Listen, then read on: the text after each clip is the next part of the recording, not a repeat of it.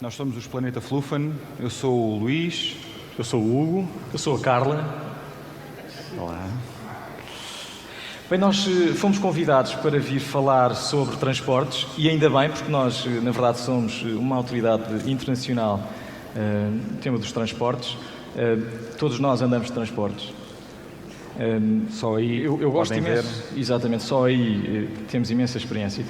Eu gosto imenso de andar de transportes, tenho medo de andar de avião, confesso que tenho medo de andar de avião. Uma pessoa está lá em cima, no meio das nuvens, eu tenho medo. Outro dia estava num voo para Bruxelas com o meu amigo David, num voo da TAP, muito confortável, mas eu entro em pânico. Eu estou lá em cima, a 10 mil metros de altitude, e entro em pânico e tive que ir à casa de banho. Não fiquei de pé, fiquei sentado. E de repente caem daquelas máscaras amarelas de oxigênio para as pessoas poderem respirar. A primeira coisa que eu pensei foi que exagero também não cheira assim tão mal. Não é? Sim, mas atenção, quando viajamos de avião há problemas com que nós não temos que nos preocupar, como por exemplo as filas da portagem, ou uma coisa que me acontece a mim muitas vezes, que é perder o ticket da portagem. Ainda por cima agora os carros estão cheios de gavetinhas e gavetões e eu nunca sei onde é que ponho aquilo. Depois às vezes chega à portagem, paro, o senhor da portagem a olhar para mim, os carros atrás a buzinar, uma fila, eu à procura do ticket, e encontro, e depois viro-me para o senhor da portagem e digo aquela expressão muito Típica engraçada típica que nós costumamos dizer, que é: olha, estava no último sítio onde procurei. Vamos lá ver uma coisa, há alguém que encontra e continua a procurar? Estava no penúltimo sítio onde procurei. Encontrei, fui ver noutro sítio e não estava. Por isso é que há muita gente a usar a Via Verde. Eu pessoalmente vou-vos confessar que não gosto, porque eu estou apaixonado pela senhora da portagem.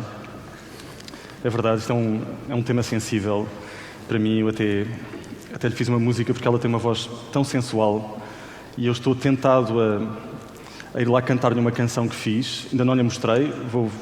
Vamos cantar esta canção primeiro para vocês e, se tudo correr bem, eu a seguir vou daqui para o carregado e vou-lhe cantar esta canção.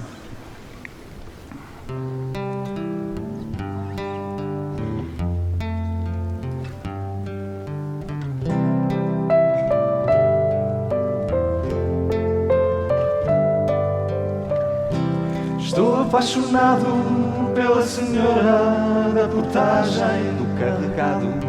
Eu dou-lhe tão pouco, é a única mulher que me dá troco. Estou apaixonado pela senhora da portagem do carregado. Eu dou-lhe tão pouco, é a única mulher que me dá troco. Estamos a conversar no calor do momento e tu dizes de mansinho: Efeto o pagamento. a tua voz sensual, quero dar-te o meu coração, mas tu apenas me dizes: Retira o seu talão. estou apaixonado pela senhora da portagem do carregado. Sorrio para ela e ela levanta a cancela. Eu estou apaixonado pela senhora da portagem do carregado. Eu sorrio para ela e ela levanta a cancela. Peço-te mais uma chance, vou tentar outra abordagem, mas tu dizes com carinho: Obrigado e boa viagem. a minha mulher com ciúmes para que não me deserde já me obrigou a ir comprar a Via Verde. Estou apaixonado pela senhora da portagem do carregado. Eu chamo-te Mónica, mas és uma caixa eletrónica. Eu estou apaixonado pela senhora da portagem do carregado. Eu chamo-te Mónica, mas és uma caixa eletrónica. Estou apaixonado por uma caixa eletrónica. Estou apaixonado por uma caixa eletrónica. Muito Muito obrigado. Boa sessão. Obrigado, bom trabalho.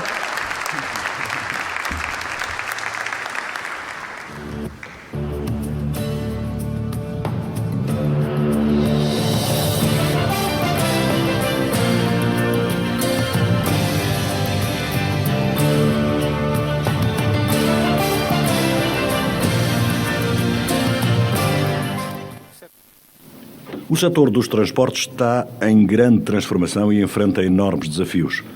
A virtualização e a adaptação à mudança de paradigmas são prioritárias, com as TIC a assumirem um papel decisivo e transformador numa indústria que tem de ser dinâmica, digital, ágil e flexível.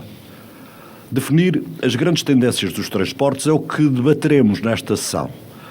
Temos connosco o Sr. Secretário de Estado das Infraestruturas, Transportes e Comunicações, a quem damos as boas-vindas e a quem passo de imediato a palavra.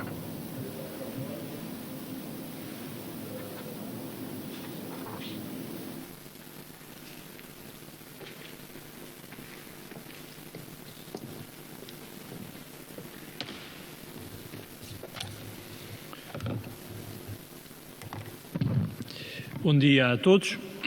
Queria começar por cumprimentar o Presidente da APDC, o Rogério Carapuça, também o Presidente do Congresso da APDC, Luís Marques Mendes, os membros do painel que continuarão a discussão já de seguida, a todos aqueles que têm o interesse e a paciência de estar ainda na sala para debater este tema. Eu, antes de entrar na minha intervenção em concreto, queria fazer duas notas prévias. A primeira era para vos dizer que estou aqui porque tinha assumido neste dia e nesta hora o compromisso de aqui estar do ponto de vista da agenda e o respeito pela APDC levou-me a estar aqui. Mas gostava também de estar no Palácio de Belém, onde à mesma hora está a tomar posse a nova Ministra da Administração Interna e a sair o anterior Ministro, e eu não queria deixar de publicamente dar nota do trabalho institucional extraordinário que o Ministério da Economia e a Secretaria de Estado que eu lidero teve com o anterior Ministro da Administração Interna e desta forma dar conta do enorme apreço institucional e concreto com que trabalhamos várias matérias que no setor das infraestruturas, da segurança das infraestruturas e dos transportes nos fez seguir este caminho conjunto durante 3 anos. E, portanto, fica esta palavra de agradecimento ao ex-ministro Miguel Macedo pelo trabalho de cooperação que fez connosco.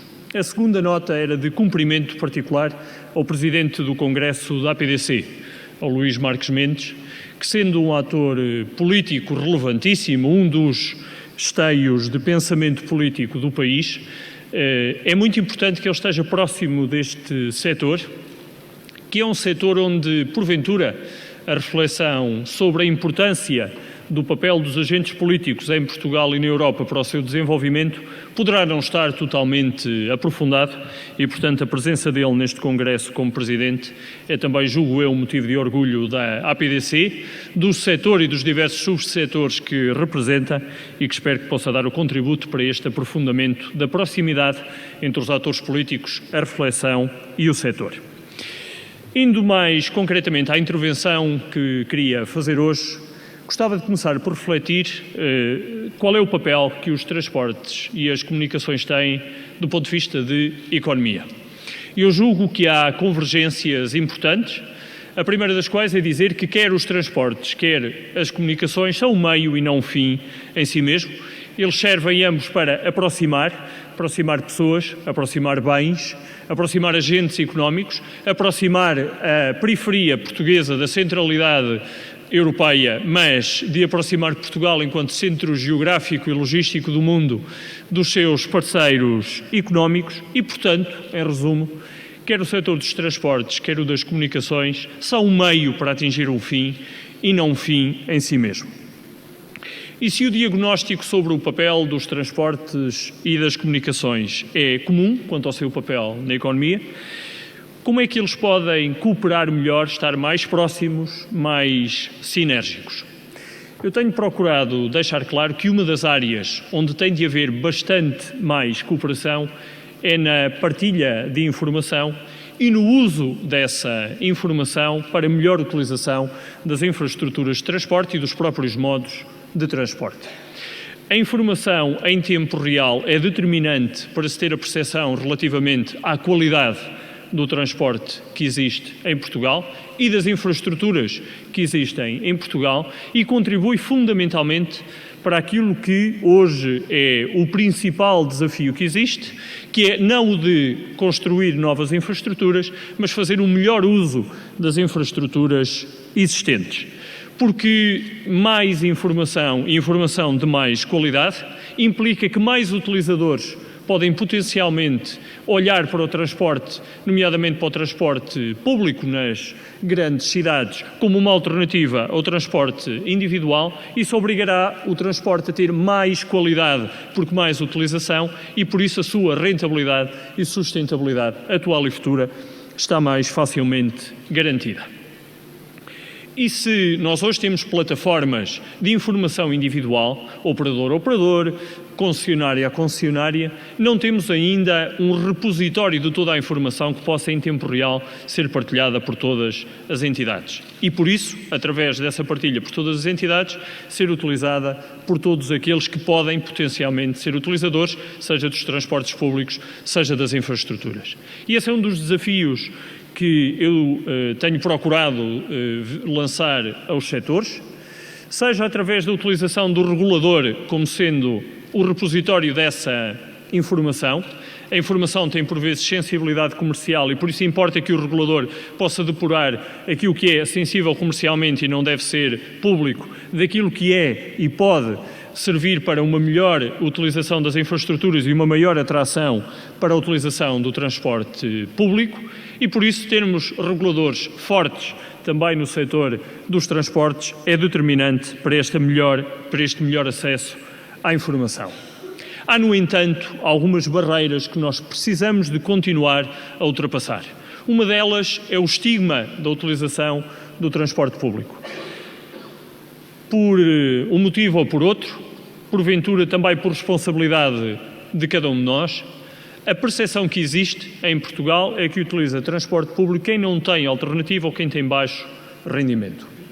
E se nós olhamos para cidades como Londres ou Nova Iorque, em que é moda utilizar o transporte público, o merchandising do transporte público tem dimensão global, toda a gente quer trazer uma pequena lembrança do London Underground ou da linha X ou da linha Y, e o mesmo se passa em Nova Iorque, como em muitas outras cidades.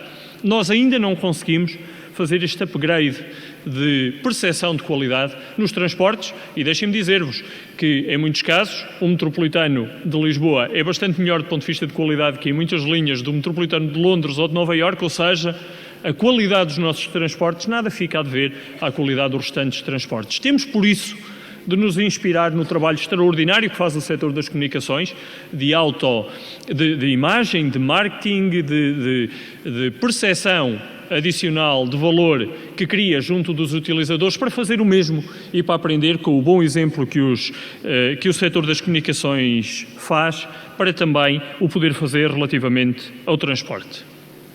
Por outro lado, nós precisamos de democratizar o acesso às comunicações no setor das infraestruturas e dos transportes. Não há nenhuma razão tecnológica para que serviços como a rede sem fios, o wireless, não seja utilizado em todas as classes do transporte público, em todos os modos de transporte. Existe um amplo campo de cooperação entre os dois setores para que os utilizadores tenham a percepção de que têm qualidade, mais qualidade na utilização do transporte público do que, de alguma forma, podem ter no transporte individual. E, por fim, temos de continuar a criar a percepção de que a utilização do nosso tempo, que por natureza é escasso e, portanto, se pudermos movimentar-nos e, ao mesmo tempo, utilizar o tempo para trabalhar, para lazer, para o que quer que seja, é muito mais simples de o fazer, obviamente, se nós utilizarmos transporte público nas infraestruturas existentes e, portanto, do ponto de vista da utilização mais racional do tempo e da sua produtividade, também o transporte e as comunicações podem dar um impulso importante. E se nós temos, neste momento, um conjunto de atores relevantes na área dos transportes a nível mundial, que são portugueses e que falam português, julgo que temos também uma oportunidade no setor das comunicações para poder aprofundar não apenas a colaboração entre os dois setores, mas também a sua utilização para o futuro. Para isso, precisamos de organizar o nosso próprio pensamento relativamente a algumas matérias. Eu sei que no painel anterior foram discutidas, nomeadamente nas tendências políticas, algumas matérias relacionadas com a Europa e o papel que a Europa terá no desenvolvimento da economia digital e a importância que isso tem para Portugal como um país periférico no contexto europeu, embora um país central no contexto mundial. Mas para nós fazermos apelos à Europa, para que a Europa nos possa, com os recursos que tem e o pensamento que vai desenvolvendo, possa ajudar-nos a consolidar o nosso próprio pensamento, eu julgo que era muito útil em Portugal nós também nos organizarmos do ponto de vista de pensamento. E a primeira forma de nos organizarmos é dizer qual é o papel que o Estado tem na economia e na organização dos setores, seja o setor das comunicações, seja o setor dos transportes. O Rogério lembrar-se-á, eu lembro-me disso muito bem, no ano passado estive presente no Congresso, no momento alto desse mesmo Congresso, que é a discussão do Estado da Nação das Comunicações. Este ano acompanharei o Sr. Ministro da Economia, que fará a intervenção estrutural nesse painel, mas lembro-me que todos disputavam uma discussão que era quem tinha mais fator Z no setor das telecomunicações, em que a Portugal Telecom utilizava o fator Z como a primeira letra do seu então CEO, a nós utilizava a primeira letra de uma das suas marcas de então, a Zone, e a Vodafone utilizava a última letra do Mário Vaz para dizer que também tinha o seu próprio fator Z, que era um fator dinamizador da sua marca e que, portanto, não ficava atrás dos outros. Um ano passou e as coisas mudaram. Mudaram nos atores, mas eu julgo que, mudando nos atores, o setor continua substancialmente com a mesma pujança, a mesma capacidade de inovação e desenvolvimento, porventura com questões relevantes para resolver relativamente ao passado recente, mas com as perspectivas de futuro imediato intactas relativamente àquilo que era a perspectiva de há um ano atrás. Este é um setor profundamente dinâmico, que tem a responsabilidade de todos os dias inovar e, em alguns subsetores, nomeadamente no setor dos mídias, tem a obrigação de nos dar notícias todos os dias. E já que a moderação do próximo painel vai ser feita por uma jornalista, Ana Torres Pereira, ela sabe tão bem como cada um de nós que a vertigem das notícias todos os dias pode dar-nos a percepção de que somos todos obrigados a decidir e a intervir e a mudar de opinião e, de alguma forma, a poder apelar a que o Estado intervenha todos os dias, seja lá em que direção for. Há, aliás, posições públicas sobre isso. Não sabemos bem de que forma que o Estado tem de intervir, tem a de intervir no setor, seja lá de que forma for. Ora, o Estado recusa a participação nessa vertigem de notícias diárias, de apelos diários e com o distanciamento próprio de um Estado ou de um governo enquanto representante do Estado que aposta no reforço do papel da regulação como forma de intervenção primeira nos setores, com o reforço da capacidade financeira e de independência dos reguladores como forma primeira de intervenção nos setores. É assim que nós pretendemos fazer a nossa intervenção através da magistratura de influência, influenciando a discussão europeia, procurando dela tirar benefícios para Portugal, mas deixando que os atores possam decidir livremente o seu caminho.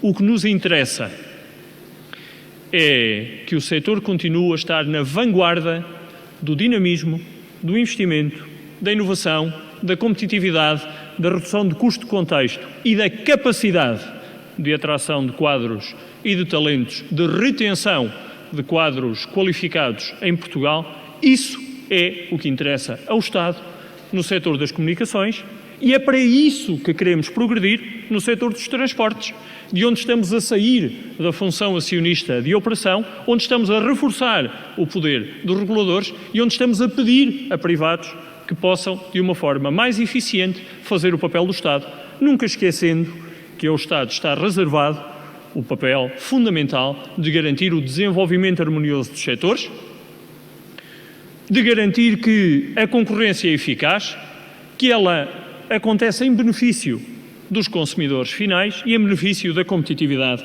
do país. E nós temos ótimos exemplos no setor das comunicações, onde isso aconteceu.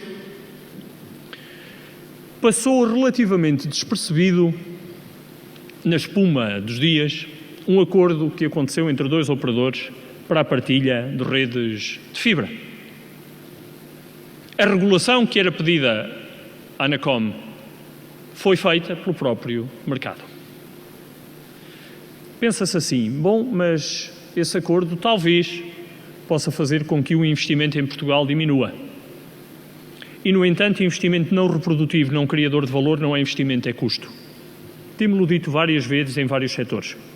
Muito do investimento que foi feito em infraestruturas não é investimento, é custo. Da mesma forma que investimento que não trouxesse rentabilidade ao setor das comunicações era custo. E sendo um custo, e tendo de ser remunerado pelos consumidores, nós tínhamos a prazo o aumento dos preços se de facto nós tivéssemos uma multiplicidade de redes e este acordo não tivesse sido substancialmente nestes termos alcançado e agora a Anacom e as autoridades competentes haverão de dar a sua opinião em concreto sobre os termos em concreto desse acordo. Mas do ponto de vista de aproximação de mercado, parece-nos muito importante que a mesma infraestrutura possa ser utilizada por vários, porque assim os consumidores beneficiarão do ponto de vista de preços finais. E se o mercado souber dar provas de capacidade de autorregulação, e nós louvamos essa iniciativa, julgo que é também importante que nós nos centremos naquilo que é essencial do ponto de vista da discussão europeia que agora decorre. Há um ano atrás, tive a ocasião de, nesse debate do Estado da Nação, na minha intervenção, vos dar conta da posição de Portugal relativamente à discussão que existia no mercado único de telecomunicações, no Single Telecom Market. E então para cá as discussões continuaram sem que houvesse uma decisão do ponto de vista europeu. Não vos vou amassar em repetir-vos a posição de Portugal, que substancialmente se mantém nos mesmos termos.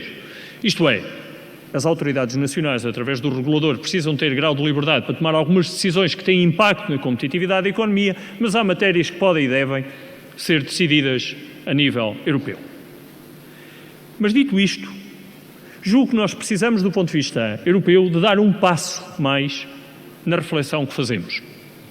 Porquê é que nós devemos de nos limitar a uma discussão sobre o Single Telecom Market, quando nós deveríamos, em minha opinião, do meu ponto de vista, ter uma verdadeira tentativa de ter um Single Com Market, comunicações e não só telecomunicações. Isto teria enormes vantagens. Vantagens essas que poderiam, inclusive, ajudar a responder à velha questão, a questão que aparece em todos os debates, mas para a qual existem poucas respostas, que é porque é que na Europa não existe um ecossistema, regras, propícias à existência de um gigante do setor como uma Apple, uma Google ou uma empresa dessa dimensão. Muitos dizem que a razão é linguística. Como na Europa não se fala só uma língua, não haverá nunca capacidade de atuar no mercado global com um ator dessa dimensão. Outros dizem que o problema é da fragmentação de regras. Nós temos não verdadeiramente um mercado único em nenhum setor, temos verdadeiramente uma soma de 28 mercados ao nível europeu e esta diferença de regras leva a que haja uma redução da competitividade. É uma discussão, aliás, que é comum também ao setor dos transportes, que tem de progredir para ser um mercado único em que as barreiras físicas e as barreiras técnicas é uma verdadeira interoperabilidade, coisa que já não existe nas comunicações, porque a interoperabilidade é uma realidade independentemente dos sistemas, mas, dizia eu do lado dos transportes, esta discussão sobre o mercado único é também ela muito importante, porque um país geograficamente colocado na periferia europeia como Portugal precisa de continuar a lutar pela eliminação das barreiras na energia, na ferrovia, de maneira a podermos ter verdadeiramente a integração de mercado e não sermos penalizados por causa disso. Não sei se é a língua, se é a fragmentação, se são as regras diferentes, se é o ecossistema cultural que não tem o mesmo tipo de abordagem que existe nos Estados Unidos relativamente à capacidade de inovação, de empreendedorismo e à capacidade de arriscar e o seu falhanço não ser visto como um anátema, mas sim como um progresso no caminho do sucesso. Mas que verdadeiramente importa que, a nível europeu, se possa integrar o setor como um todo e não apenas o setor das telecomunicações com regras que também hoje põem as empresas de telecomunicações que operam no espaço europeu e de comunicações que operam no espaço europeu em desvantagem com o mercado americano, onde se verifica no mercado americano um crescimento da rentabilidade e na Europa se vê um decréscimo da rentabilidade, e onde nós vemos operadores em Portugal a perder rentabilidade e a perder capacidade de investimento, a perder capacidade de inovação. Isso deve sim ser motivo de preocupação e não propriamente a não intervenção do Estado no tema da PT.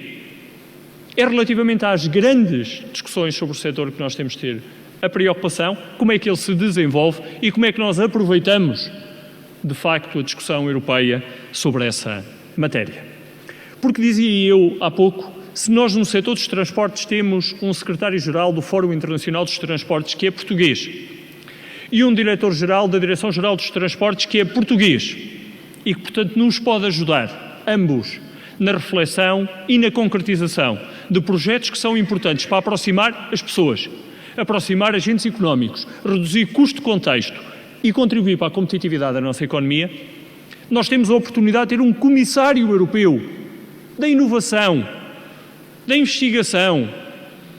E eu lembro-me, na primeira reação, foi dito, bom, que pasta secundária que nós temos para Portugal neste xadrez europeu e agora é visto como uma pasta central, porque não é apenas aquela que tem mais fundos para distribuir, mas é aquela que mais pode contribuir para a retenção de talentos no país e para a capacidade do país continuar a ser um player relevante no contexto europeu. Eu recordo-vos que o nosso regulador do setor das comunicações assumirá a presidência do regulador europeu em 2015, para o biénio 2015 e 2016, o que significa que por Portugal passará muita da reflexão, através do nosso comissário e através do nosso regulador, muita da reflexão sobre como podemos desfragmentar o mercado e como podemos fazer com que a barreira linguística que existe numa Europa a várias línguas e a várias vozes se esbata relativamente à competitividade que o mercado americano tem.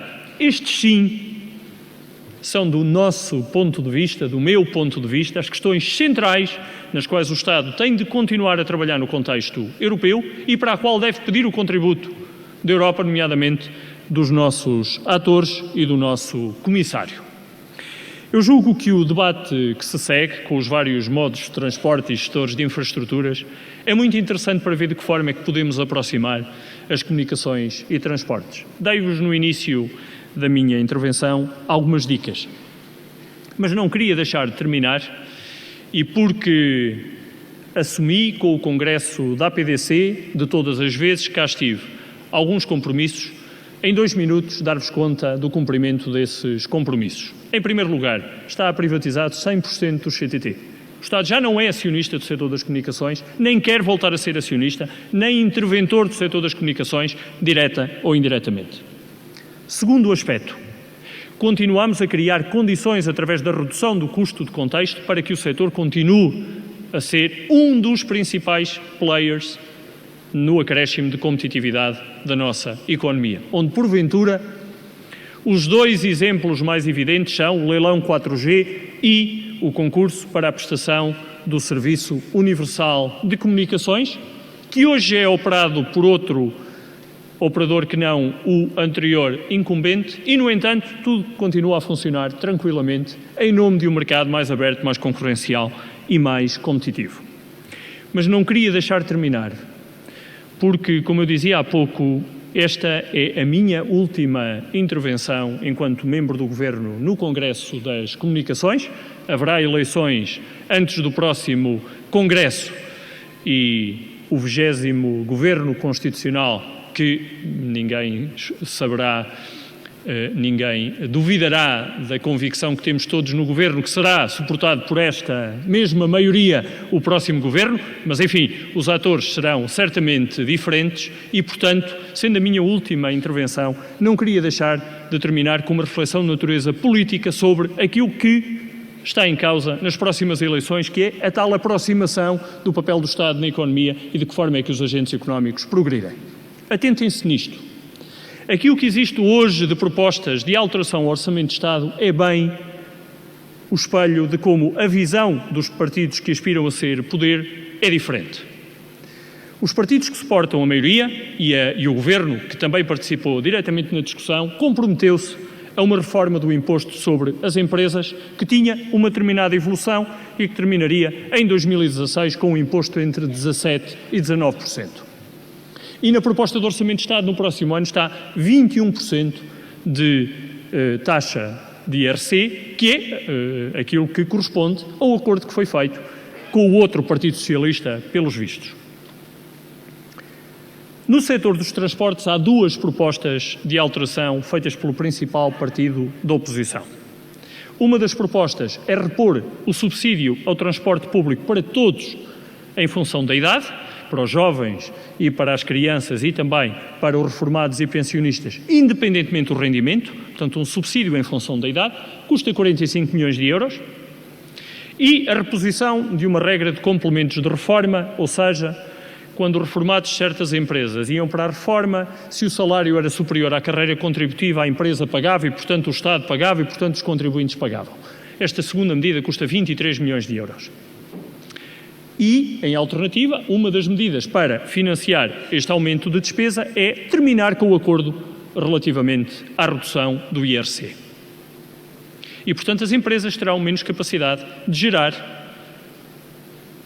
receitas livres de impostos que lhe permitam investir, contratar, desenvolver-se, dinamizar a economia, reforçar a competitividade do país, porque nós acreditamos num país que não dependa de subsídios ou de apoios transversais, mas acreditamos num país em que a livre iniciativa faz com que o emprego seja gerado pela economia e não pelo Estado, que a atividade económica e a riqueza esteja sobretudo nos setores concorrenciais e transacionáveis.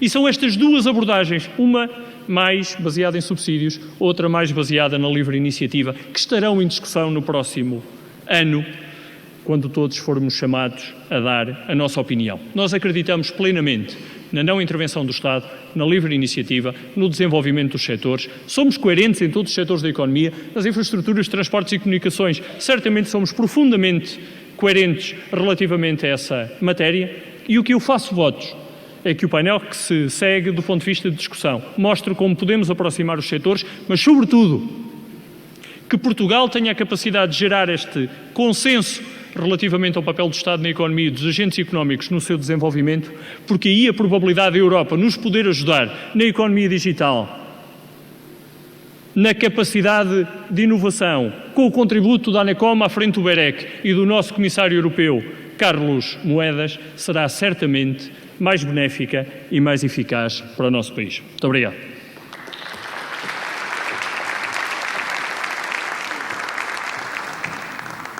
A APDC agradece a presença do Sr. Secretário de Estado neste Congresso das Comunicações. Convidamos agora os oradores do painel a tomarem, por favor, os seus lugares no palco para darmos início ao debate. Entretanto, recordo que está disponível uma app da APDC que permite colocar questões aos oradores. Basta fazer download. É fácil, pode participar.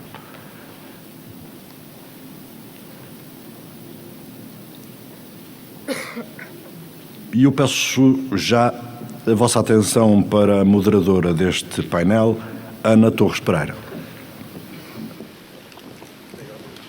Tem ordem, tem ordem.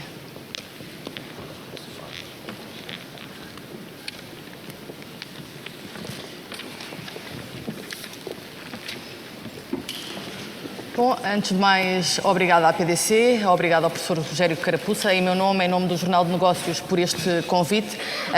Como o senhor Secretário de Estado disse que os jornalistas gostam muito de notícias e de fluxos, eu pensava que ele vinha dizer que já tinha luz verde do Presidente da República para a vida da TAP para poder investir em inovação e tecnologia, mas não tivemos sorte. Portanto, teremos que fazer o nosso debate ainda sem essa notícia.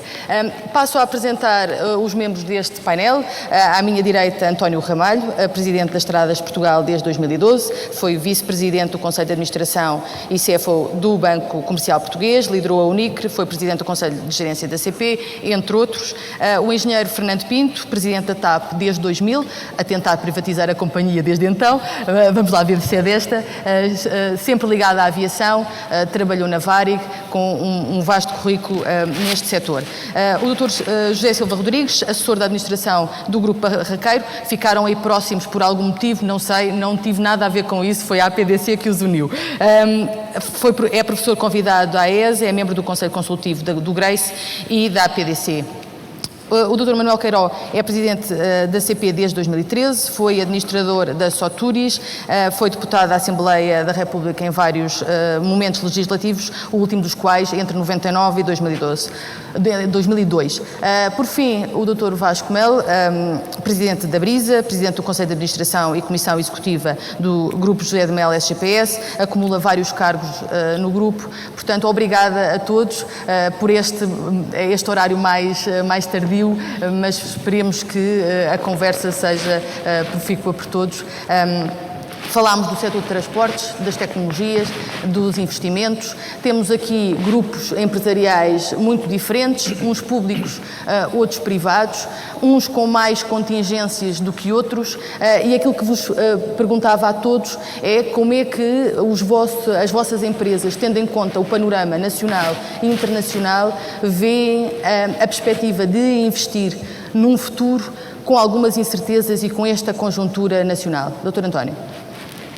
Bom, eu vou ser particularmente rápido, dado, digamos assim, orientado a hora, porque, estando nós nestas tendências que são, digamos assim, uma leitura, de alguma maneira, a APDC e estes três setores envolvidos na APDC procuram ter daquilo que são as tendências naturais dos nossos setores que são substancialmente diferentes, eu diria que nós partimos de um pressuposto e temos três linhas de atuação que eu julgo que são preponderantes na reflexão sobre esse futuro.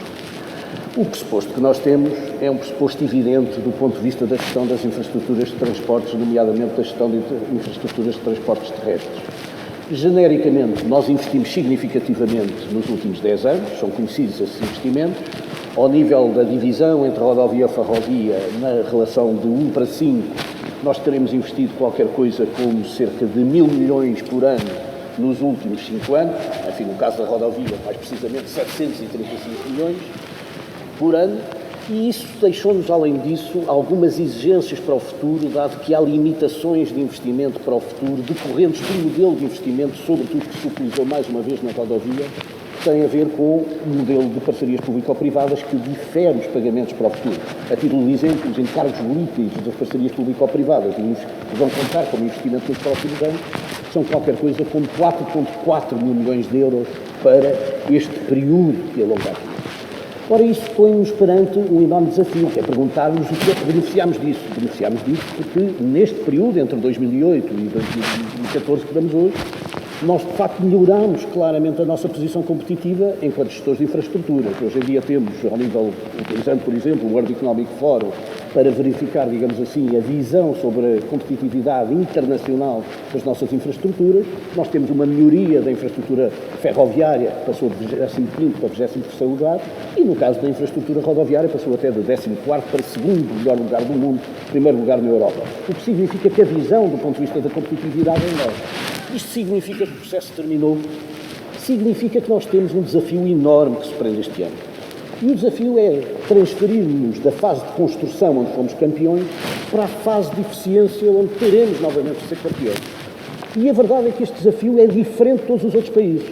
O sucesso que nós vamos ter por este processo o sucesso que nós vamos ter por este processo, eu peço imensa desculpa se alguém perdeu tudo o que eu disse, mas seguramente o mais importante é o que eu vou dizer, e seguramente é o que eu vou dizer porque eu vou pôr os 3 grandes desafios que na minha leitura representam de facto a exigência fundamental naquilo que me parecem os princípios próximos da linha de condução. E deixe-me dizer que esses princípios são basicamente, o primeiro dos quais, a capacidade que eu chamo de sensorização da nossa infraestrutura. O que é a capacidade de sensorização? É que a nossa infraestrutura tem um conjunto de capturas de informação permanente que são significativas do ponto de vista do valor que tem essa informação para que possa ser gerida. Um exemplo que as pessoas talvez não saibam. Nós temos qualquer coisa como 2.250 semáforos de captura de informação. Nós temos cerca de 440 televisores de comunicação. Nós temos cerca de 150.000 avistamentos informatizados por ano, que são determinados pelas nossas unidades móveis.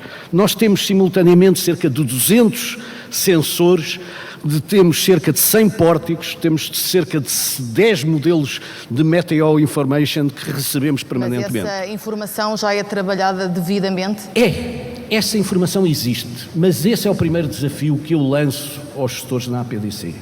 É que nós vivemos ainda um modelo baseado no século passado de funcionalidades dispersas por cada um destes devices, por cada um destes aparelhos.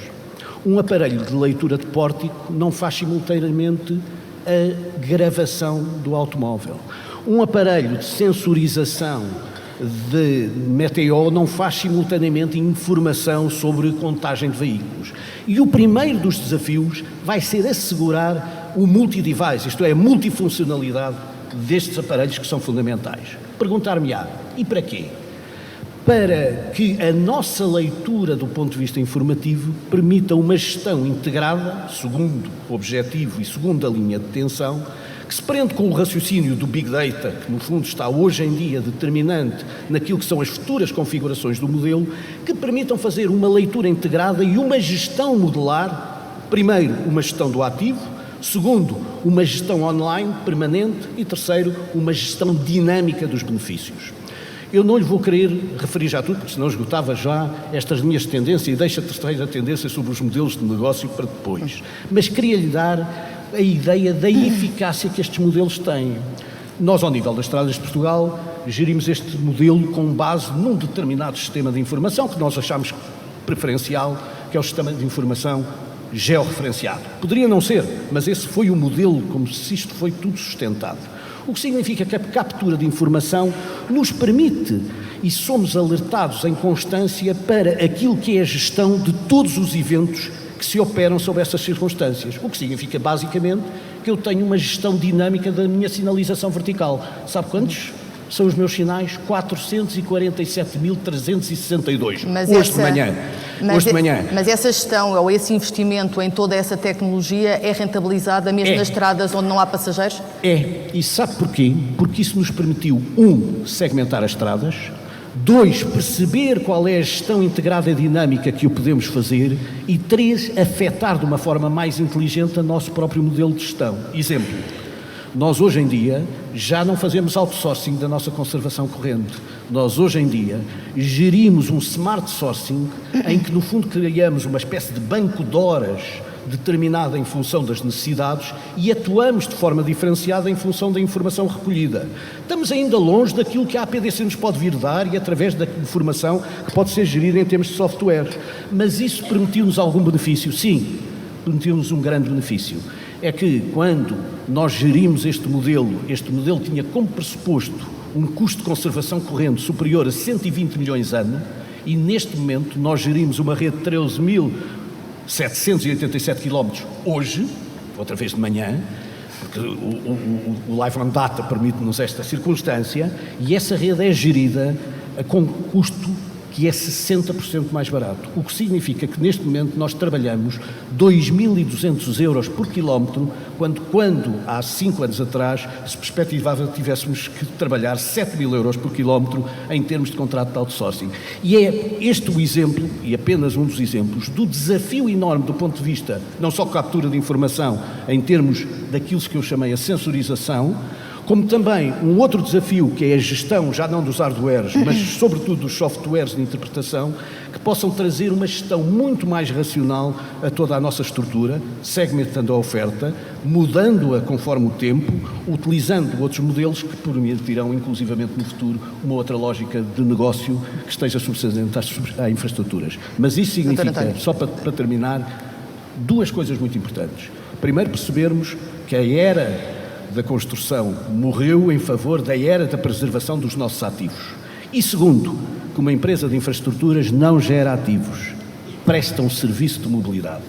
E é por isso que, por prestar um serviço de mobilidade, se pode conjugar o serviço, por exemplo, da estrutura ferroviária com a estrutura rodoviária, como uma forma inteligente de gerir o mesmo serviço intermodal, cooperativo, entre modos de transporte, no sentido de assegurar uma maior eficiência do modelo que assegure, em campeonato de eficiência, aquilo que é a prestação de serviços para o cliente final. Engenheiro Fernando Pinto, a TAP ou qualquer companhia aérea tem investido na modernização essencialmente dos seus aviões para reduzir custos, reduzir a fatura do combustível. Como é que uma empresa pública, ainda pública e com contingências orçamentais, pode investir nesta modernidade? O certo é que tiveram atrasos de aviões, ainda estão à espera dos novos Airbus. Como é que tudo se vai decorrendo enquanto ainda não se sabe se é vendido ou não? É interessante que se olha para uma empresa aérea e imediatamente se imagina que os investimentos são só em aviões, né? E não é só. Tem todo um trabalho em paralelo sobre isso, e depois eu quero até comentar um pouquinho.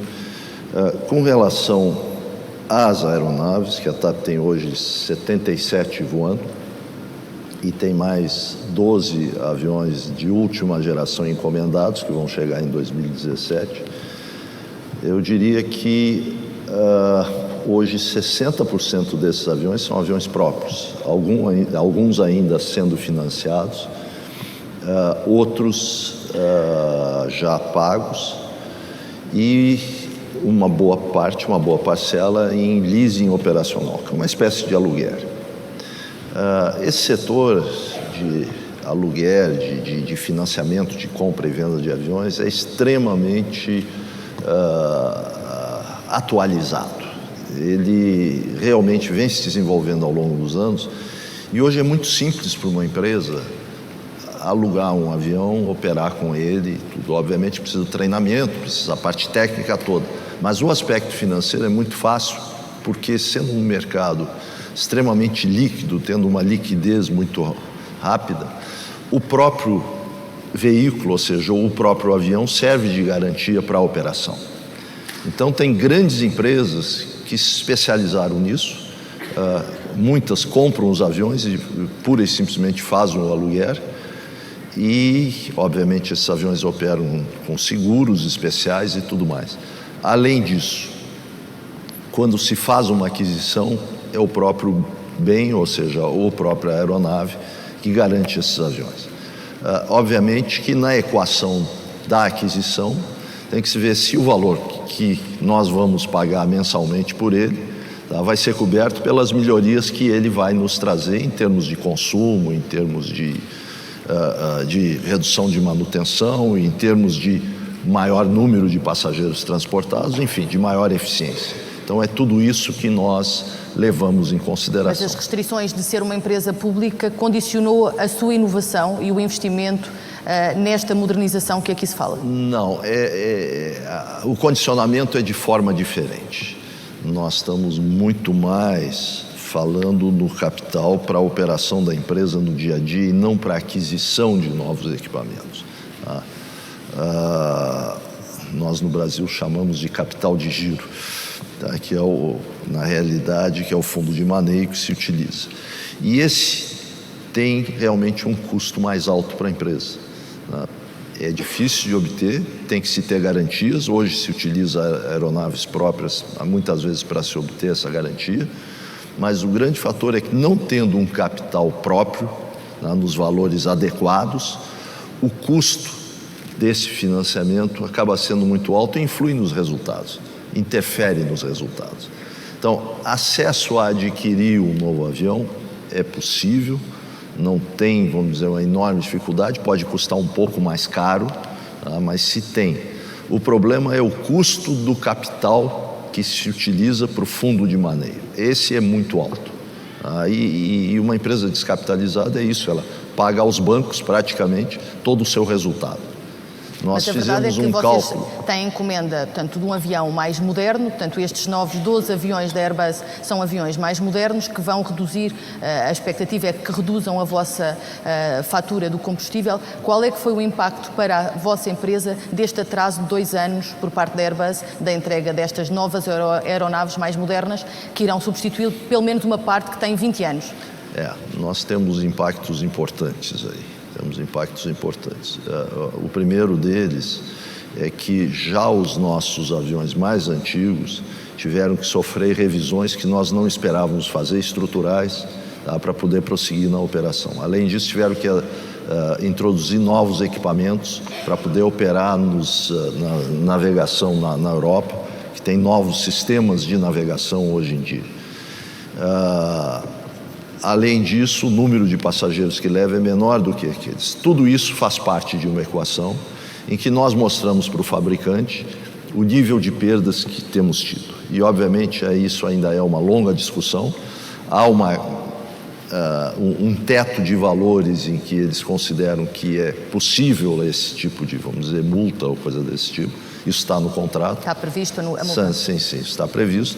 Mas, quando há um atraso, sempre há discussões. Muito embora nesse atraso, parte dele foi parte de uma negociação em que nós aumentamos a capacidade do avião. Era um avião para um menor número de passageiros e nós tínhamos também interesse em ter um avião um pouco maior, então fez parte da negociação. Mas, enfim, existe todo esse processo em andamento. Dr. Silva Rodrigues, na Barraqueiro o investimento tem sido direcionado ao cliente, não é que aqui também não seja, mas a verdade, a modernização e o investimento tem sido muito por esse nível. O que é que como é que vocês vislumbram o futuro nesta componente? Sim, primeiro de tudo deixe-me agradecer o convite à PDC, saudar o Congresso, naturalmente, em particular o tema dos transportes, que tem uma enorme importância.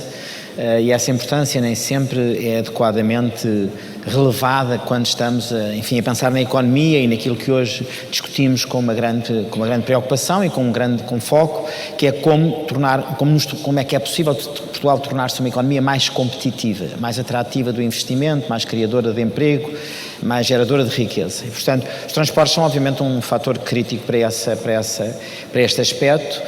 E em particular, e hoje de manhã já aqui foi dito, os transportes urbanos, porque como aqui foi dito, tudo se passa, cada vez mais tudo se passa na cidade e, portanto, é muito importante percebermos se as cidades têm ou não têm capacidade de oferecer os grandes espaços urbanos, à escala metropolitana, se têm ou não têm capacidade de oferecer transportes atrativos que funcionem de facto como uma alternativa a um uso tão intensivo do automóvel.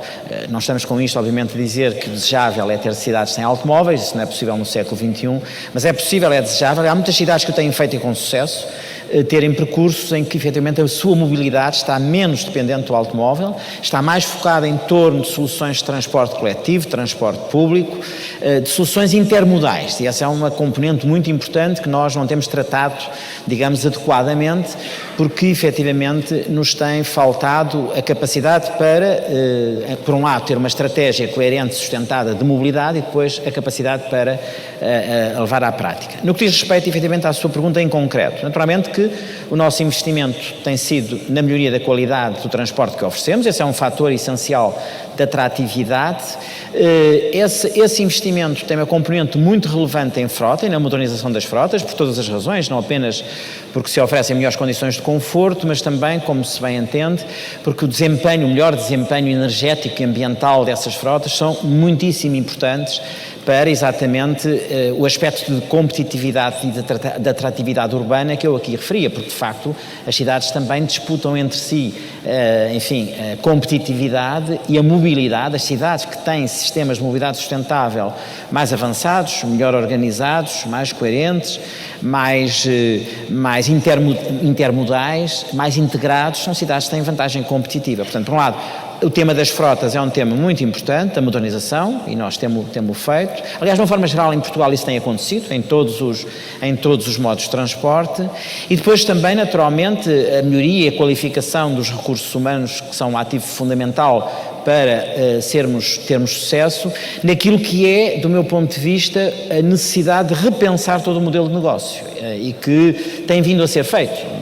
Mais assim nos casos, menos assim noutros casos, mas que de uma forma geral no setor em Portugal isso tem vindo a acontecer, que é claramente as empresas tornarem-se menos focadas nos processos, enfim, no desenho desses processos, para de facto claramente perceberem e dirigirem o seu foco para o mercado e para o cliente, não é?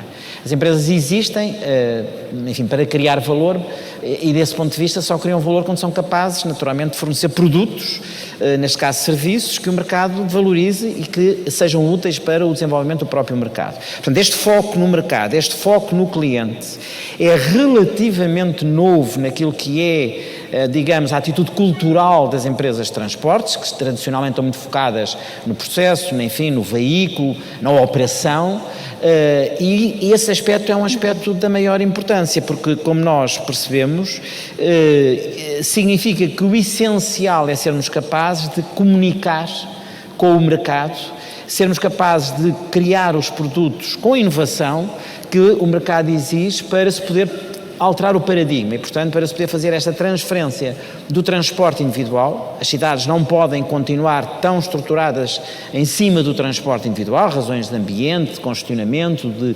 sinistralidade, entre outras, portanto, razões de competitividade urbana, como eu dizia, exigem que haja uma mudança de paradigma, e depois, porque obviamente é necessário também perceber o papel que o marketing pode ter na comunicação daquilo que são os serviços que existem, serviços cada vez mais integrados, ou seja, do ponto de vista do utilizador, do ponto de vista do cidadão, seja do cidadão que habita a cidade, seja do cidadão que trabalha na cidade ou que por qualquer motivo visita a cidade, o que importa perceber é como é que vai do ponto A para o ponto B. E, portanto, tem que ter informação fácil para que isso aconteça. E esse processo de modernização, que, enfim, necessita de tecnologia, intensamente, em que, obviamente, este setor é um setor absolutamente fundamental, tem estado presente e em Portugal, como aliás na generalidade dos países, nós temos vindo a fazer, quer dizer, os sistemas inteligentes de transporte são cada vez mais uma realidade que decorre da própria desmaterialização da economia e da virtualização da economia, e nós temos de facto tecnologia quando desenhamos redes, nós temos tecnologia quando estabelecemos horários, nós temos tecnologia quando obviamente optimizamos a utilização dos meios, seja das frotas, seja das pessoas, nós temos tecnologia na informação aos passageiros, na informação embarcada, na informação nas paragens, na informação via telemóvel, nós temos tecnologia quando oferecemos obviamente a bordo de todos os nossos veículos, enfim, internet sem fios e portanto a possibilidade das pessoas poderem, usando os seus, enfim, que sejam os seus móveis, sejam os seus portáteis, trabalhar ou enfim, ou ter algum lazer e portanto desse ponto de vista também percepcionarem a viagem, o tempo de viagem de uma forma diferente, portanto, deste ponto de vista eu diria que no tema da segurança, muito importante, como nós percebemos hoje, no tema da videovigilância, portanto, nós temos sido capazes no setor de fazer este processo de modernização que nos coloca, efetivamente, quando fazemos o benchmarking daquilo que se oferece em Portugal com aquilo que se oferece em qualquer outro país da Europa, nós estamos perfeitamente ao nível daquilo que se oferece melhor por esse mundo fora. Mas quando fala nessa modernização, também pensa nas empresas em diversificar as suas áreas de negócio, nessa perspectiva, ou não? Não, o que nós estamos a diversificação muitas vezes é natural no processo de crescimento das empresas, e portanto as empresas olham para o mercado e para aquilo que veem que são as modificações que estão a correr no próprio mercado e as possibilidades de negócio que isso lhes potencia, não é? E portanto esses desafios são assumidos, as empresas têm que, enfim, no final do dia ter contas equilibradas, balanços equilibrados, enfim, contas de resultados equilibradas. No setor isto nem sempre aconteceu, e sobretudo nas empresas do setor público, isso nem sempre aconteceu, e é preciso perceber porque é que isso nem sempre aconteceu, e portanto não simplificar essa análise, essa discussão, e enfim, muitas vezes isso tem acontecido e acontece ainda, obviamente, digamos, dizendo que essa foi porque as empresas foram mal geridas ou incompetentemente geridas. Não foi, enfim, independentemente da qualidade da gestão, como em tudo na vida, estão melhor e estão com mais qualidade e estão com menos qualidade. Efetivamente, aquilo que se passa é que nós não fizemos o trabalho de casa como os outros fizeram. Portanto, nós não contratualizámos o serviço público de transportes, nós não discutimos qual era o sistema tarifário que devíamos ter para podermos manter alguns equilíbrios, as políticas sociais, quem pagou essas políticas sociais, o investimento, quem financiou e como se financiou o investimento, e, portanto, obviamente, tudo isto conduziu o setor, em alguns casos, a uma situação que é verdadeiramente insustentável. E há aqui um tema que hoje também já foi aflorado e que me parece a maior importância, e à medida que, e é desejável que assim seja, e nós temos uma enorme expectativa que, de facto, isso aconteça, embora, esteja a demorar mais do que aquilo que nós desejaríamos, à medida que a intervenção do setor privado for aumentando, como é expectável e desejável, naquilo que é a operação dos vários modos de transporte, e se exige qualquer coisa que é preciso olharmos com atenção e que temos que cuidar melhor, que é o aspecto da regulação. Nós temos, de facto, neste setor, como noutros, um déficit de regulação competente, e isso é um fator que nos limita bastante. Portanto, eu diria, de uma forma geral, para concluir, a sua pergunta, de uma forma sintética, diria: o setor, as empresas, no nosso caso o grupo, têm feito investimentos em modernização por forma a poder responder àquilo que são as necessidades do mercado.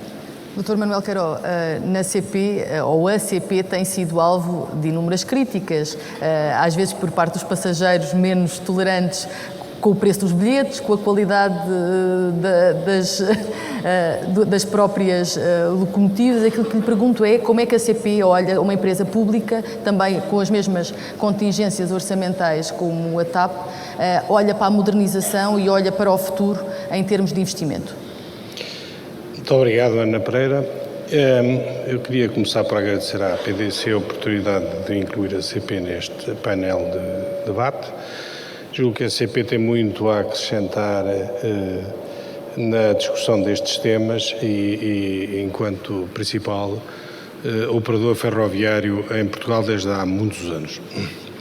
Eu julgo que a CP tem feito nos últimos tempos muito para contrariar algumas dessas críticas, nomeadamente no preço até temos sido acusados do contrário, com alguns dos nossos concorrentes rodoviários a acusarem de estarmos a fazer quase dumping, não é? Portanto, não é bem essa a questão agora com a CP.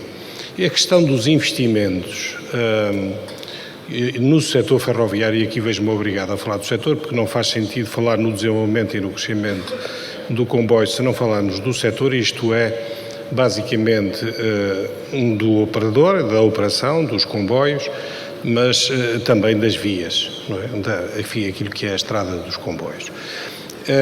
Tem sido nos últimos tempos notícia o investimento no setor, através nomeadamente do PTI e dos trabalhos que se estiveram um bocado na base, através do tão falado GTI-EVA, que analisou realmente esta necessidade de fazer uma viragem, um retorno do investimento para a ferrovia para fazer face a um subinvestimento relativo em relação às infraestruturas de outros modos de transporte que se fazem sentir em muito na qualidade do serviço e, sobretudo, no resultado final, no output desta realidade, que é um fraquíssimo share do transporte ferroviário na mobilidade global, que se sente na comparação com as médias europeias. Nós ultrapassamos a metade do share, da média do share europeu. Portanto, há muito caminho a fazer para recuperar para os comboios parte substancial da mobilidade dos portugueses, para que o setor ferroviário e os comboios possam desempenhar o seu papel de externalidade positiva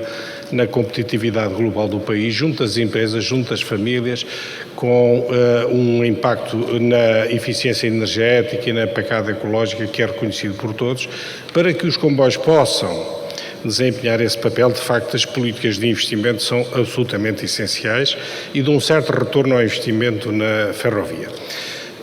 A operação que a CP aqui representa, a ferroviária, é sabido que em parte nenhuma do mundo gera fluxos suficientes para investir tanto no material como na infraestrutura.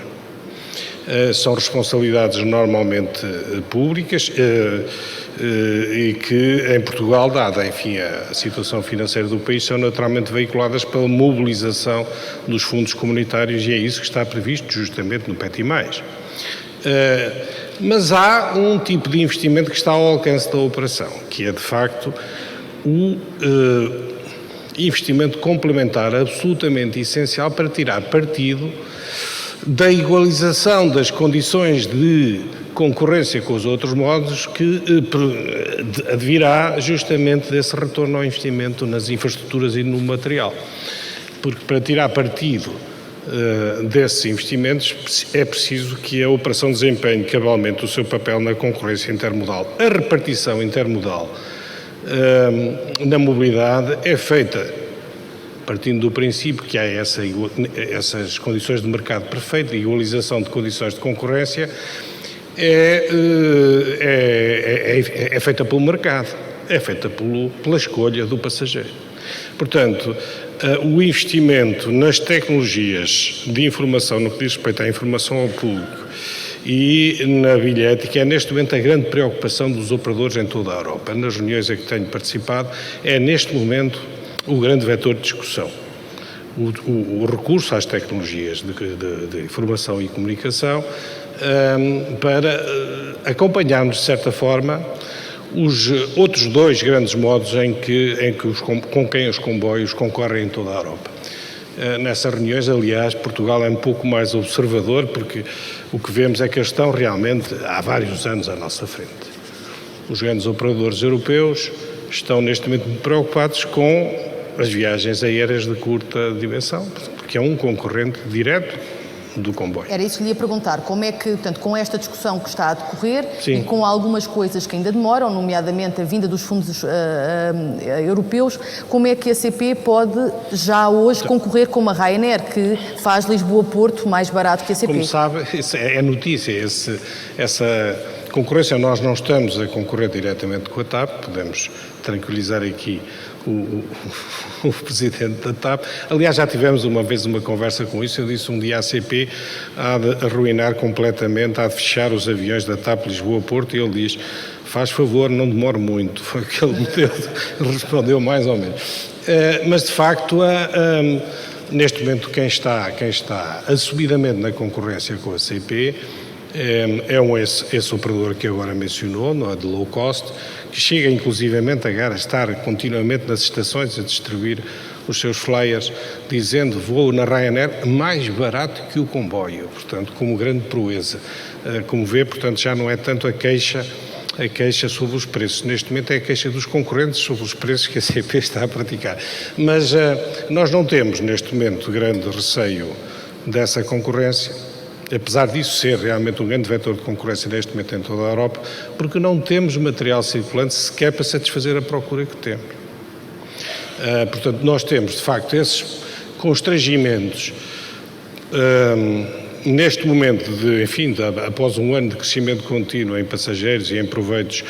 Estamos a descobrir muito rapidamente os impasses e os constrangimentos que temos pela frente, e eles são, de facto, ligados à questão do investimento, porque se tem a ver com o investimento em material circulante e em infraestruturas. Se removidos esses constrangimentos para podermos concorrer a igualdade de circunstâncias com os outros modos, o processo de desenvolvimento continuará. O que podemos ir fazer neste momento é realmente partilharmos essa experiência com os operadores europeus e está ao alcance da operação também em Portugal investir muito nas melhorias ao nível da informação e da comunicação, e isso é uma questão que envolve por vezes investimento, por vezes envolve até melhorias processuais. Mas como é que estão neste momento resta a ser efetuadas e mas qual é o impacto dessas melhorias contingências que já identificou e, portanto, vai ter que lidar com elas, nomeadamente para este curto prazo que continua a concorrência a ser agressiva? Como é que vê essa... Qual é o seu business plan para 2015? É público e notório que a CP está na disputa intermodal, não apenas com o meio aéreo, que tem sido mais badalado, mas também com o meio rodoviário, não apenas com as carreiras rodoviárias normais, mas também com o automóvel, como o veículo particular, que é o grande veículo de transporte pelas rodovias. E nós estamos na competição direta, sobretudo manipulando os nossos mecanismos de agressividade comercial. É nessa vertente que temos atuado. Estamos a atuar todos os dias. Quem consulta o site da CP, estamos continuamente a oferecer alternativas do nosso produto, e era, aliás, um bocado nessa base que nós temos registrado aumentos significativos e sensíveis e continuados ao nível dos passageiros transportados. O longo curso terrestre, que está mais em direta concorrência, porque a nossa grande componente continua a ser o transporte urbano, de que aqui já aflorado pelo Dr. Silva Rodrigues, podíamos ir por aí nesse debate, não sei se haverá tempo para isso, mas no longo curso, basicamente, nós estamos a manipular esses nossos instrumentos ao nível da nossa política comercial e vamos prosseguir por aí, com esta componente de melhoria constante nas tecnologias de informação e comunicação com o público, na linha, aliás, do que nos é sugerido pelos outros operadores a nível europeu, e no curto prazo é este o caminho, não é? E baixa de preços? Com certeza. Aliás, eu não vou prometer baixa de preços porque ela está à vista de toda a gente, é o que temos feito nos últimos anos, nos últimos 2 anos, ou ano e meio, com resultados sensíveis e já verificados.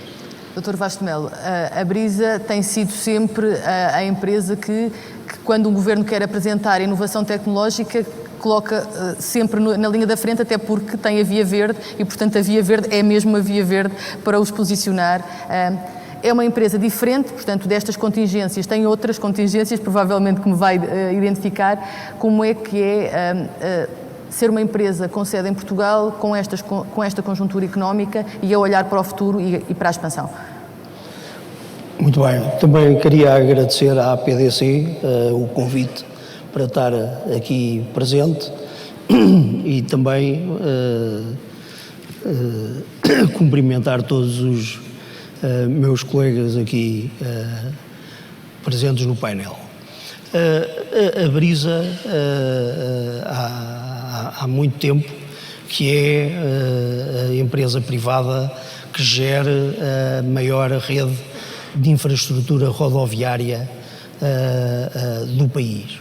Uma rede que tem uma enorme dimensão e que fruto disso cobre as necessidades essenciais de deslocação rodoviária no país. E há uns anos a esta parte, como aqui também já foi referido, houve de facto uma alteração da forma de olhar para as infraestruturas.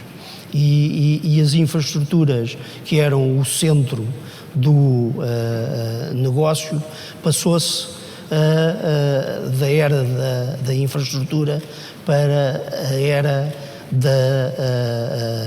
da mobilidade. E isto teve como elemento essencial passarmos a centrar toda a nossa atividade no cliente e na resolução dos problemas do cliente. Obviamente que a Brisa, como entidade privada, teve confrontada durante estes últimos anos com desafios importantes, nomeadamente desafios de eficiência, desafios de estrutura financeira e, portanto, através dos sistemas de informação, através de inovação, conseguiu concretizar um nível de eficiência muito significativo que ultimamente foi reconhecido, digamos, do ponto de vista internacional e que levou a que a Brisa seja hoje uma das empresas, uma das 2 empresas em Portugal com uma notação de investment grade. Este fator é um fator importantíssimo na perspectiva de acesso aos mercados, acesso ao financiamento para continuar a desenvolver, digamos, os vários projetos em carteira. Em termos de prioridades de investimento, penso que as prioridades de investimento são o foco no cliente. Isto, como referiu, não é novidade na Brisa. Na Brisa, desde os anos 90, integramos em toda a rede o sistema Via Verde, o sistema Via Verde que proporciona aos nossos clientes uma enorme comodidade e que evoluiu servindo para o pagamento exclusivo das portagens, para hoje estar presente não só para pagamento nos parques de estacionamento, como também para pagamento da travessia do ferry em Setúbal, nos McDonald's, portanto, uma imensidade de prestações adicionais que vão ao encontro daquilo que é a necessidade dos nossos clientes. Um segundo foco prioritário, que é o tema da comodalidade.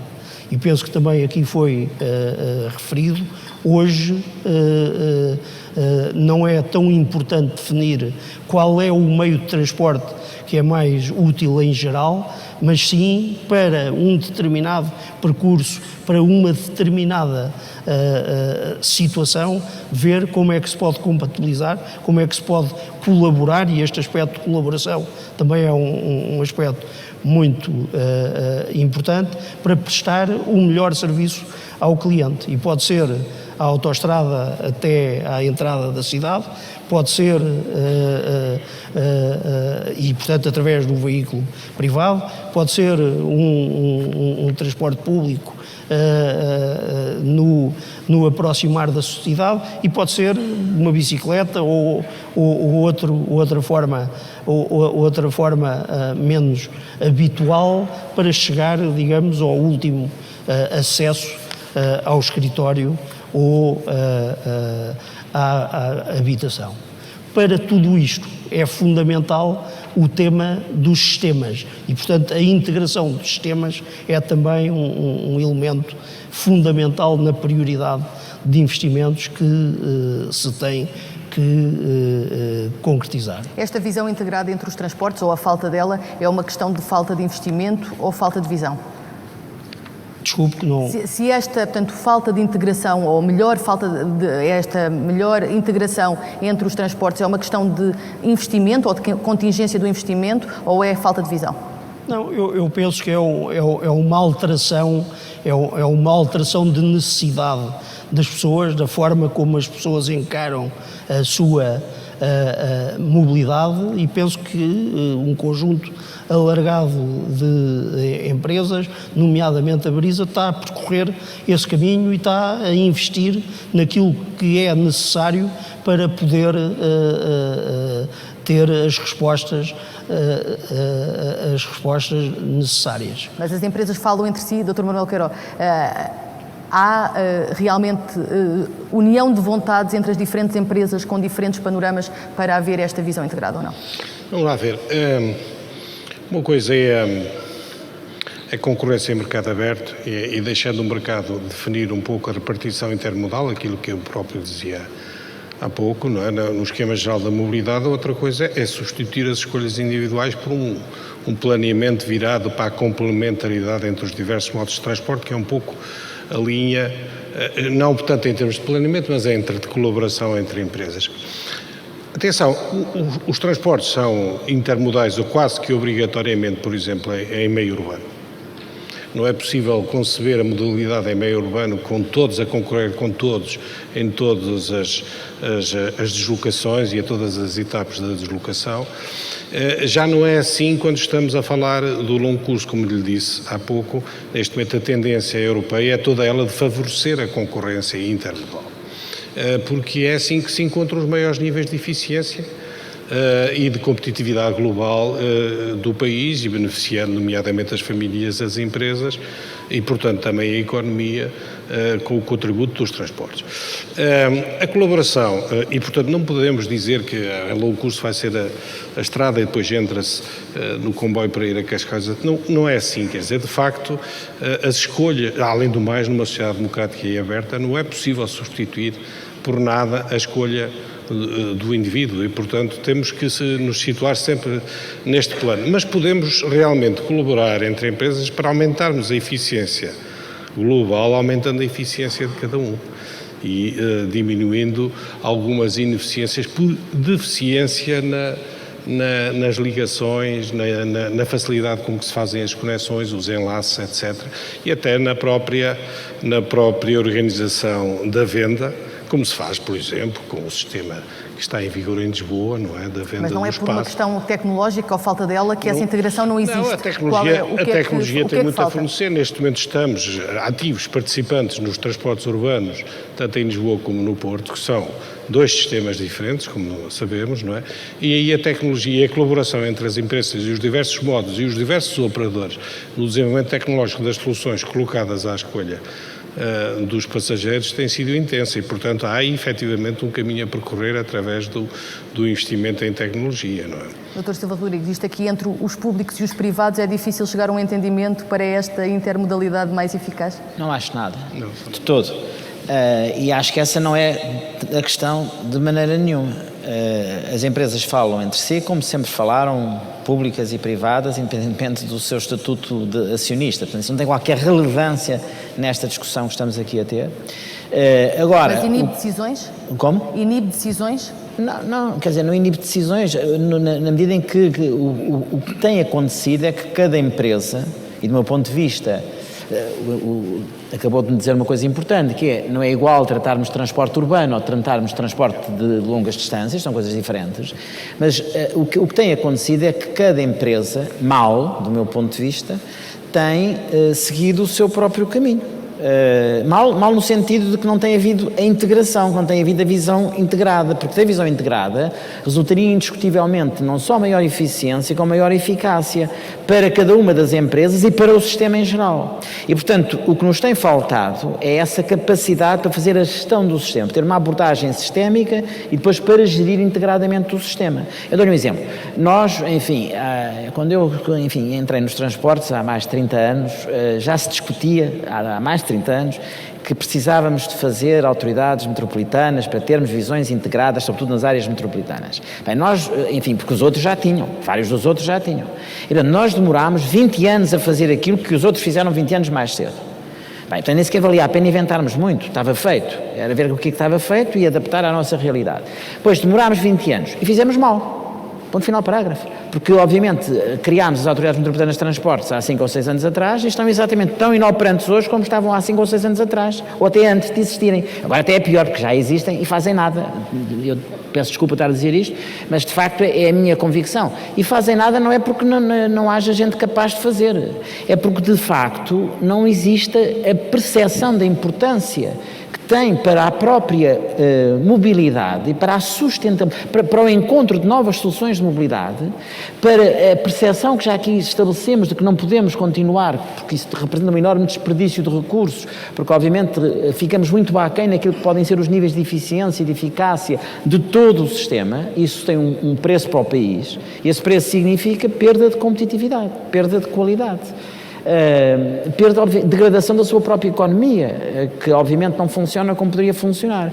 E, portanto, nós o que temos que pensar é se é importante ou não haver essa visão integrada. Eu acho que essa visão integrada não é uma responsabilidade das empresas. As empresas podem ter maior ou menor capacidade, através dos seus órgãos próprios, da sua gestão, da sua estratégia, de internalizarem a importância dessa complementaridade. Mas essa não é a sua vocação, porque cada empresa, naturalmente, aquilo que pretende é melhorar a sua conta de resultados, como é normal. Agora, tem de haver, uma entidade que faça, como acontece em todas as cidades do mundo, para falar de transporte urbano, não é? Como eu disse, quer dizer, tem de haver uma entidade, e essa entidade tem que ter meios, tem que ter competências, tem de, obviamente, perceber-se que é relevante para a definição dos sistemas e falamos de redes, falamos de horários, falamos de integração entre modos, falamos, obviamente, de sistemas de sistemas de bilhética, falamos, obviamente, daquilo que é o próprio tarifário, falamos daquilo que é a contratualização, e no nosso caso, infelizmente, aquilo que não é, porque não está feita, é a contratualização do serviço público, o financiamento do transporte público. Portanto, são tudo aspectos que estão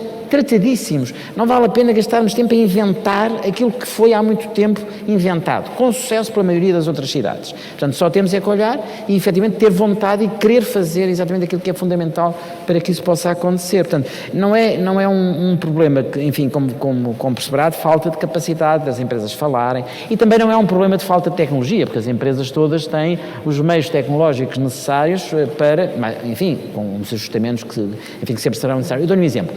Lisboa é apontada como um exemplo de um dos sistemas de bilhética. Estamos a falar, obviamente, da desmaterialização de tudo aquilo que são os títulos de transporte, integrando todos os operadores. Lisboa foi uma das primeiras cidades a fazer integração tarifária. Lisboa é apontada como um exemplo de sucesso de integração tarifária. Só que se parou aí, em termos de bilhética, não é? Quer dizer, temos um sistema que foi dito e bem pelo colega da CP, de que no Porto é diferente, em Lisboa, o Lisboa Viva, no Porto o Andante, funciona. Portanto, o problema não é esse. Agora, o problema é que é preciso muito mais do que isso. Não é? Isso é uma componente importante, a integração. Portanto, falta visão estratégica às empresas? Falta, de facto, uma estratégia. Tem faltado uma estratégia de mobilidade, do meu ponto de vista, para o país, que tem andado muito ao sabor daquilo que são as circunstâncias, os impulsos, do momento. E, obviamente, quando falamos em transportes urbanos, é muito importante perceber que quem gera o espaço urbano, nós o que estamos a falar, quando estamos a falar de cidades e de mobilidade, estamos a falar de espaço e de gestão eficaz e eficiente do espaço urbano, e o espaço urbano tem que se perceber que é um bem económico, porque tem valor e é um bem escasso, e, portanto, tem de ser gerido, obviamente, de uma forma inteligente e de uma forma integrada. Temos tecnologias para isso, precisamos, obviamente, que a visão exista e que depois se materialize em ações concretas. E aqui as câmaras têm um papel absolutamente insubstituível neste processo, não é? E, portanto, são as câmaras que têm que ter uma enorme responsabilidade na gestão da mobilidade, o que não significa para isso tenham que ser donas das empresas de transportes. Uma coisa é o planeamento e a gestão do sistema, outra coisa é a operação do sistema. A operação do sistema deve, obviamente, ser feita por operadores, enfim, por empresas que efetivamente sabem fazer isso. E fazem isso com eficiência e com eficácia. Engenheiro Fernando Pinto, a TAP joga outro campeonato nesta intermodalidade, já faz algumas parcerias com algumas empresas de transporte. No Lisboa-Porto a rentabilidade não era boa, portanto acabaram por desistir desta frequência. Como é que vê esta integração dos transportes? Não, nós não desistimos da frequência Lisboa-Porto. Daqui a pouco eu não sou nem recebido lá no Porto. Pelo contrário, nós temos a nossa operação... Deixaram a porta aberta para a Ryanair? Não, ela é bem-vinda, como em todos os outros. Quer dizer, nós estamos numa competição completamente aberta. Eu acho que é importante a comparação. Toda vez que a competição vem, e o caso da low cost é muito interessante, que muitas vezes traz um mercado novo, que também aparece. A ligação Lisboa-Porto é uma ligação realmente muito de curta duração, que para o transporte aéreo não tende a ser muito atrativa. Ela é muito importante na ligação com os voos internacionais e outros voos de longa distância, ou de média distância para dentro da Europa e tudo mais. Embora sempre se dê a prioridade em colocar voos diretos a partir do porto, assim. Esse comentário que foi feito, e realmente nós temos uma parceria com a CP, onde o nosso passageiro pode comprar diretamente o bilhete da CP e embarcar na CP logo após a chegada aqui a Lisboa, Porto, ou onde for. E nós temos esse acordo. E o meu comentário foi muito com relação ao comboio de alta velocidade. O dia em que ele acontecer, é verdade que uma ligação Lisboa-Porto pode não ser mais interessante para o passageiro, tá? Porque ele vai ter uma ligação super rápida entre as duas cidades e pode aí sim haver uma escolha natural. Resta saber se é rentável para a empresa. Até lá nós estamos competindo e vamos continuar e vamos atender o mercado. Onde tem passageiro nós vamos estar. Dr. António Ramalho, antes de passarmos às perguntas, já estamos nos últimos 5 minutos finais, às perguntas feitas pela audiência. Não está sem microfone. É melhor o microfone. Não sei se agora já fala. Agora já está. Como é que vê esta integração ou falta dela? É uma questão de visão ou de investimento? Não, eu tenho uma visão que é conhecida e tenho sido, aliás, consequente nessa visão ao ser o um dos defensores claros de uma política estratégica de integração, nomeadamente de integração daquilo que é a gestão de infraestruturas rodoferroviárias. E, portanto, quer dizer, tenho a autoridade de defender publicamente, de promover e de presidir inclusivamente a Comissão de Instalação. Eu tenho uma leitura quer sobre o intermodal, sobre o comodal, que são duas realidades distintas e ambas fazendo parte desta percepção. Os modelos, e eu não vou falar tanto do setor urbano, porque o setor urbano tem especificidades de rede que obrigam, digamos assim, a uma gestão integrada, mas utilizo o setor urbano apenas como um exemplo claro onde, após o investimento mal realizado, é difícil otimizarmos na operação. Isto é, se nós não acreditarmos num modelo cooperativo do ponto de vista do investimento nas infraestruturas, dificilmente depois podemos solicitar aos operadores que eles próprios venham depois compensar a ineficiência dos modelos operativos. E, portanto, o que acontece basicamente é que o problema coloca-se a montante sobre a própria estrutura de investimento ser feito numa ótica intermodal. E por isso é que, em alguns países da Europa, de uma forma, aliás, particularmente original, na Finlândia em 2005 e na Suécia em 2010, se colocou o problema se deveria haver ou não haver, com caráter de planeamento na estratégia empresarial, uma ótica de investimento com alinhamento intermodal. E é isso que nós hoje defendemos e estamos em processo de construção do ponto de vista daquilo que é esta tal fusão REFER-Estradas de Portugal, que no fundo é a tentativa de obtenção de um racional idêntico em relação a uma prestação de serviços de mobilidade. Repare que, se a gestão fosse do ativo, isto é, se estivéssemos a falar de empresas que uma geria carril e outra geria asfalto, nada disto fazia sentido. Agora, o que faz sentido é que quando olhamos para estas empresas não vale a pena depois encostarmos-nos sobre, enfim, racionais demasiado amplos para não encontrarmos os próprios defeitos destas empresas. Estas empresas têm 25% das suas pessoas afetas a atividades corporativas. Têm mais 15% destas pessoas afetas a atividades de serviços partilhados. Portanto, essas pessoas não representam diferenças operacionais de engenharia. O que representam, sim, é que todas estas pessoas representam preocupações específicas de um novo serviço, que é um serviço de mobilidade. E, por isso, nós achamos que o modelo de intermodalidade, ou mesmo de comodalidade, passa por uma prévia esforço de concentração de um modelo, de facto, onde esse modelo é essencial a montante, que é ao nível do investimento.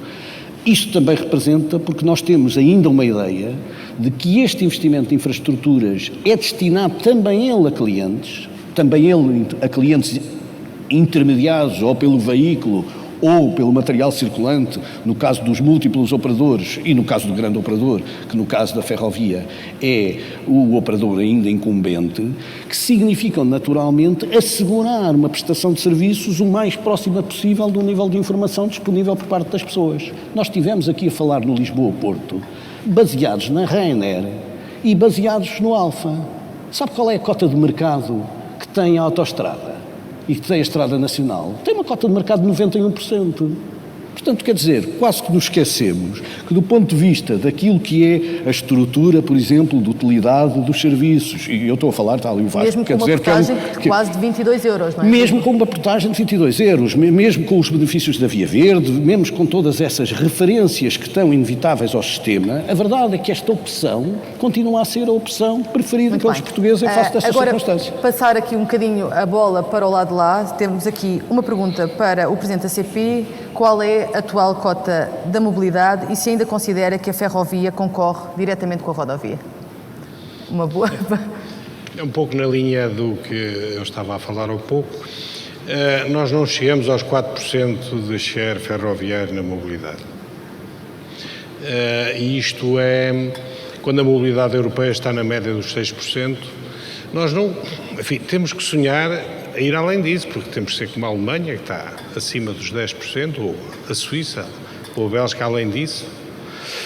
Portanto, nós temos um share diminuto, mas adaptado às atuais condições de circulação. Nós podemos imaginar que podíamos ir atrás de uma certa procura, porque neste momento há um certo dinamismo da oferta que está a ter um efeito multiplicador sobre a procura. Nós já temos dias em que os comboios de longo curso vão repletos. O consumidor habitual dos comboios, o passageiro, o utente habitual, sabe que se não comprar com antecedência já não tem comboio nesses dias, não é? Sabe que também a variação da taxa de ocupação se desenvolve ao longo do dia, mas nós temos, e isso já tem sido notícia, não temos meios para ir atrás de toda a procura que a certa altura existe, por exemplo, em algumas épocas do ano, portanto, uma procura sazonal é que nós já não a oferta não consegue acompanhar.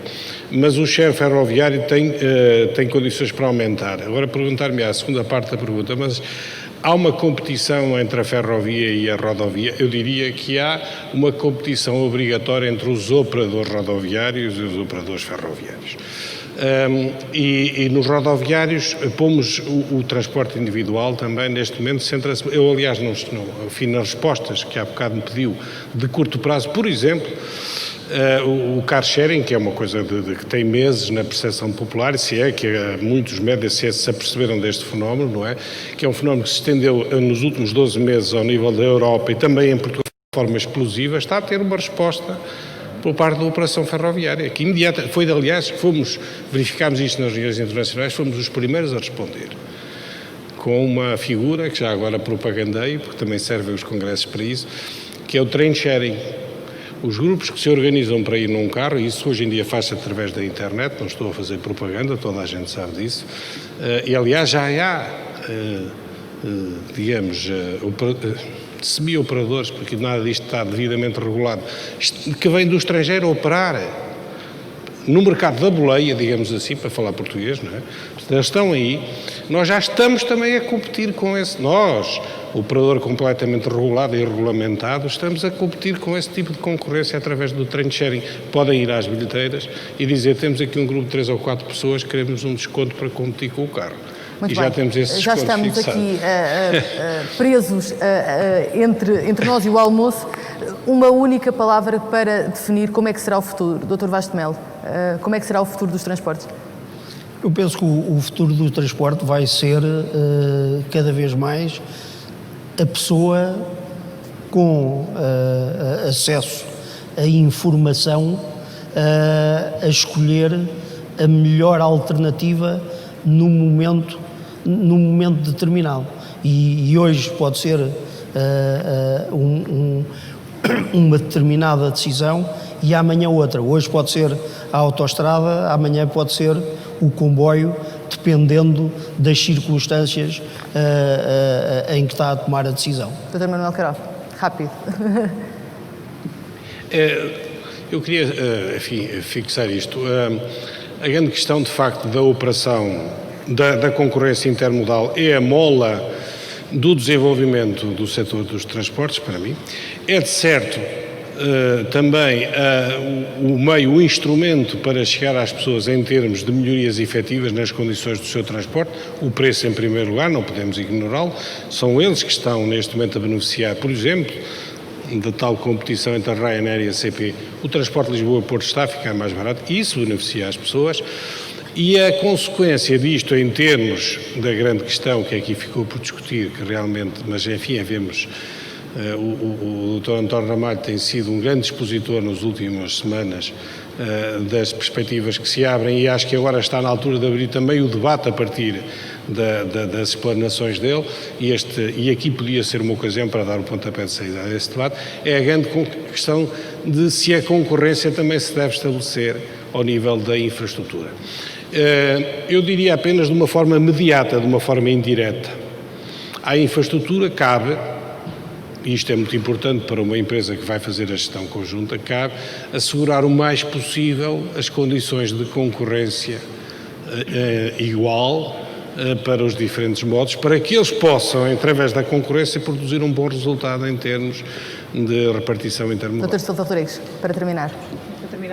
Eu diria que não tenho nenhuma dúvida de que o futuro vai ser melhor do que o presente, pela simples circunstância de que não é possível continuarmos, por razões de sustentabilidade, de desenvolvimento, de competitividade, com o mesmo modelo de mobilidade que hoje temos. E, portanto, isso vai criar um mundo de oportunidades para o transporte público, naturalmente em articulação e em complementaridade com outras soluções que não de transporte público, e que não tenho nenhuma dúvida de que as empresas saberão aproveitar em benefício, naturalmente, de todos os consumidores. Engenheiro Fernando Pinto.